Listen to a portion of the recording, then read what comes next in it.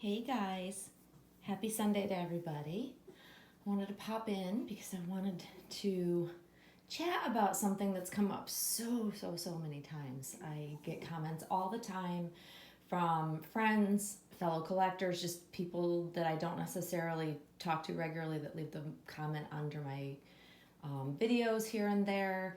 And I think that it's a really interesting topic and one that I have really experienced a lot of treading that fine line between, you know, obsession or, keeping myself in line, so to speak.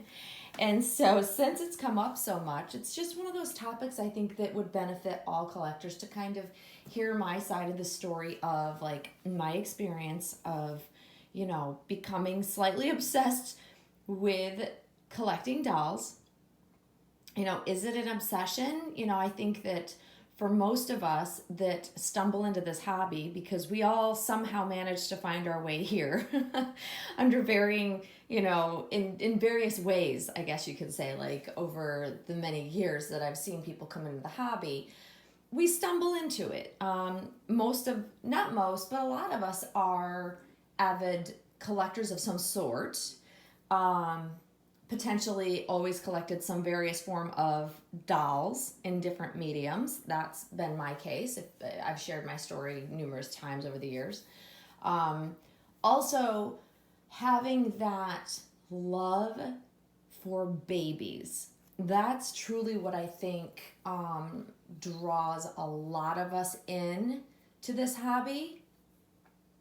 It's the realism, right? It's the realism, it's the magic that artists are able to create when they bring these dolls to life with paint and on different canvases as a medium. Like, it still is mind blowing to me how artists have been able to achieve the realism that they have over the years. It's just amazing. And I've had the pleasure of really watching this community evolve and watch artists just blossom and come into their own and just bring to life vinyl,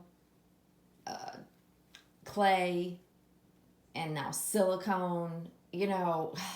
It's amazing to me. I have to kind of stop myself and really look back to see where this all started and how it evolved. For a lot of newer collectors, they weren't aware of what the very early quote unquote reborns looked like and what they consisted of to compare to today's quote unquote reborn doll. And when I use the term reborn, I'm just going to encompass, because people kind of do this. For this discussion, I'm encompassing all mediums, including silicone, vinyl, whatever.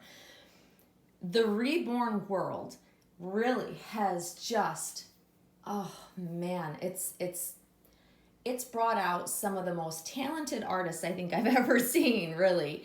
And for any doll artist to be able to capture a moment in time and such an amazing expression is mind-boggling to me, because that's hard to do. I can't imagine. Right? It's hard to do through layers of painting and highlighting and various colors to bring depth and life to, an inanimate object. It's so difficult. So why am I sharing this? Because I'm talking about the fact that, is this hobby an obsession? And for most of us, I think we travel that very fine line to, yes, it can become very obsessive for most of us. Speaking for myself, I have been there and done that. And I think that for most people that view me now, they ask all the time, how do you have so much restraint? It's a very good question. I never used to. I've developed restraint over many years of buying and selling a lot of dolls, experiencing a lot of really great artists over many years of doll collecting. I've been in this hobby, the reborn hobby, for 21 plus years now. That's crazy to me. And I've collected dolls all my life. from the time I was a young girl. So I've always had a love for babies. I've always had a love for dolls of different kinds of, various mediums, cloth dolls being one of my earliest, and, porcelain dolls like a lot of us collected as girls, or, whatever, however you got started collecting something. And it evolved because I loved being a mom, ultimately I love babies, and I think that's something that a lot of us share in common. And whether you're a parent or not doesn't have anything to do with the love for a baby, a child. I think that it's their innocence. I think it's their beauty in their little souls that are just fresh and new. To me, that's really what makes me fall in love with these little faces. And as we're sitting here looking at Monroe, looking quite concerned, very intrigued by what I'm talking about, it really is something about certain looks on a doll's expression in their face that draws us in. It makes our heart just, I don't know, want to burst, right? Like, I think that that's why this hobby tends to be a very fine line of potential, obsession. And I think that's very normal, these dolls, because of the realism. I can tell you that, the less lifelike, less realistic dolls, it's like, oh, it's a cute doll, but I don't have that same tug at my heart as a realistic type of doll like Monroe, or like my past dolls that I've had. And so when people stumble into this hobby, I think for a lot of people, just based on conversations I've had with not new collectors, but newer, like in the last 5 years that have come into the hobby, like how they found the doll hobby, like how they stumbled into it and what drew them in. And it really is the realism. It's the realism that catches our eye. We might be like, oh, this is kind of weird, but also intriguing, and we want to know more. And then you get kind of sucked in. The obsession, so to speak, quote unquote, obsession starts to occur.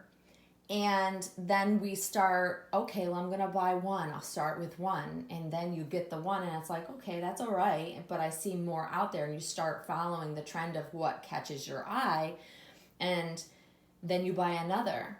And then you buy another, because you start seeing and noticing the realism from different artists. And then you start to realize, okay, this is what speaks to me. And it evolves from there. When I was very early on in my collecting, I had a revolving door of dolls coming and going, because I just kept seeing so much that I wanted. And that's where it gets tricky. That's where it gets tricky, guys. It's where you start seeing all of the cute, beautiful faces out there, and you want to experience them. A picture is not enough. Watching on someone's video is not enough. You want to hold them and see them in person. Are they really that lifelike in person? And you get bitten by the bug. And, for me, it started with one-of-a-kind clay. Polymer clay are most of what I collected. And they were painted beautifully for what they were. I think depending on the artist, they did a really good job. But when you pick it up, it's not holy, it's not cuddly, it doesn't feel like a real baby. So that's a showcase piece. That's an artwork that you set somewhere and look at and know it's beautiful and pretty, but we don't touch them. Then came along vinyl. Vinyl was like the next best thing. You could weight the bodies. They were more cuddly. They could add more depth and realism in the painting. And they could root the hair. Oh my gosh, it was amazing. More realism added. And then came silicone. Silicone really, really opened my eyes to really how close to a living baby a doll could be like in collecting dolls, and it also made me want to seek out the most ultra realistic in-person doll that I could find. That became my obsession. So even though I show very, very good restraint now as a collector, I was not always like that. I I had a very hard time of balancing my obsession, because I am obsessive compulsive in nature. I am OCD. I struggle with it every day, especially the health side of it. But by being obsessive compulsive in a way has helped me through my, traveling on that fine line, like walking the fine line of, buying dolls left and right and trying to find the better dolls, the best dolls. It was always, I want to do better, I want to do better, I want to do better, I want to find better. The obsessive compulsive side of me needed to have organization, and that's also where I had to take a step back and go, okay, I like all these dolls, but let's start weeding them out. It was me literally having a conversation with myself that I needed to take a step back and start looking at how I want to collect. It was a complete change of mind. I had to reflect on what my goals were, and knowing what my goals were, there was never going to be a time where I could comfortably house several dolls at one time. It just didn't feel right to me. It wasn't, my goal was, realism. I wanted to have that's when I decided I wanted to have a staged nursery, that a baby could live in. And that was my ultimate goal. And then finding the perfect baby to go in that nursery to enjoy. That's how I kind of changed my mind frame. And then I became a lot more picky, a lot more particular in the dolls I brought home. I learned to really scrutinize. I can pick apart the most beautiful doll and find a flaw with them, including Monroe that I'm looking at. I've had some of the very, very best top artists work, and I can still find flaws with them. That's the OCD. It's also, it's part of my nature. I see everything I don't necessarily want to see. It's good and it's bad, right? I can catch the flaws, but it's also something, once I find a flaw, it's very hard to unnotice it and not be bothered by it, if that makes sense. But I decided that I needed to modify how I went about my collecting, and that's when I started my journey to minimize quality versus the quantity. And that's a choice for every collector to make, but that's when I started really becoming very disciplined. If I wanted that best of the best, I had to make some sacrifices and give up some of the lesser dolls in order to do that, which I've also shared in other videos. It's just every collector, I think, will, especially when they get into this hobby, will literally walk that fine line where it can become obsessive. And kind of knowing that going into it, and understanding that all of us have been there at one point in time or another. It's everybody's journey is very different, but I do know that the common thread of most collectors, if not all, we become a bit obsessed over finding, we see so much out there, we just want to have them all. That feeling. I have been there. I have done that. I've lived through that, and luckily I didn't put myself in debt because of that. And that's another aspect of, becoming a bit too obsessed with the collection of these beautiful dolls. So it's one of those things that you have to kind of set your goals. I always tell my friends and or people that have asked the question, like, how do you do it? It's like you set goals and you stick to them. I set rules, and I'm very good at setting rules for myself. If I am very structured, I live by structure. It's how I live my life. It's how I survive being OCD. But if I set rules for myself, I follow them, and that's exactly what I did. It's how I really got from more than 20 dolls at one point in time. Can you imagine, guys? Kelly with 20 dolls or more. I got down to only a couple in a very short time frame because I had goals. It also freed up the cash to be able to invest in the higher end silicone dolls that I wanted at the time. It allowed me to obtain the goal of having the most realistic doll I could get my hands on. And that was my goal, and that was important to me to reach that. So I think it's very good for collectors coming into this community, or people that have been collecting for a while, but they're unsure, you're at a crossroads. Where do I go with my collecting? What do I want it to look like in the next couple of years? Evaluate that. I've reevaluated multiple times where I wanted to go in this hobby over the years, and that's very healthy to do that, to kind of assess what you have, assess what you want to have, and how you can get there, without, stressing financially. You don't want to stress yourself financially. You have to do it in a smart way, and you got to be careful so that you're not, you never want the spending of your dolls to, overflow into your family life and your bills and all of that. Like, so, that's important. Don't go into debt for dolls. That's also important. You'll find it very hard to enjoy them if you go into debt for them. And making a plan, like plan it out, think about it, and like pace yourself.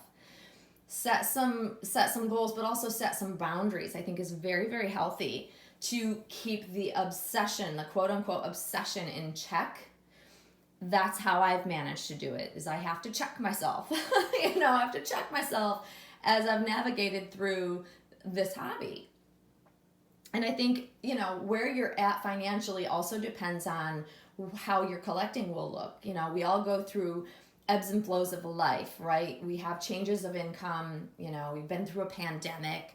We've been through, people go through a lot of ups and downs, and that does dictate what you can spend or what you're comfortable, spending when you're in this hobby. And it does affect us. I've had my ups and downs as well, where I've been very, very cash slow, and, I couldn't just go out and spend the money on a doll, and then I became very aware of what I could do, what I couldn't do, and I managed to get to my goal by selling what I had built up at that point, and really invested that money and set it aside and continued to grow it to be able to invest in those really high-end dolls. And it got me there.